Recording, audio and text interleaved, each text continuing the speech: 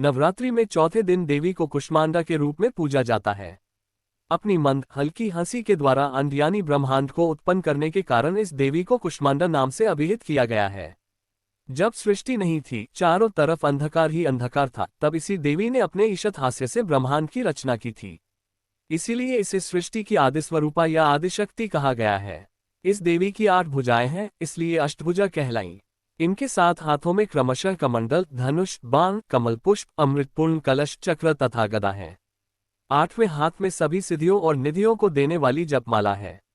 इस देवी का वाहन सिंह है और इन्हें कुम्हड़े की बलि प्रिय है। संस्कृति में कुम्हड़े को कुष्मांड कहते हैं, इसलिए इस देवी को कुष्मांडा। इस देवी का वास सूर्यमंडल के भीतर लोक में है। सूर्यलोक में रहने की शक्ति क्षमता केवल इन्हीं में है। इसीलिए इनके शरीर की कांति और प्रभा सूर्य की भांति ही दैदीप्यमान है। इनके ही तेज से 10 दिशाएं आलोकित हैं।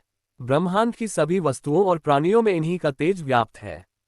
अचंचल और पवित्र मन से नवरात्रि के चौथे दिन इस देवी की पूजा आराधना करना चाहिए। इससे भक्तों के रोगों और शोकों का नाश होता है तथा उससे आयु, यश, बल और आरोग्य प्राप्त होता है। ये देवी अत्यल्प सेवा और भक्ति से ही प्रसन्न होकर आशीर्वाद देती हैं। सच्चे मन से पूजा करने वाले को सुगमता से परमपद प्राप्त होता है। विधि विधान से पूजा करने पर भक्त को कम समय में ही कृपा का सूक्ष्म भाव अनुभव होने लगता है। ये देवी आधियों व्याधियों से मुक्त करती है और उसे सुख, समृद्धि और उन्नति प्रदान करती है। अंततः इस देवी की उपासना में भक्तों को सदैव तत्पर रहना चाहिए।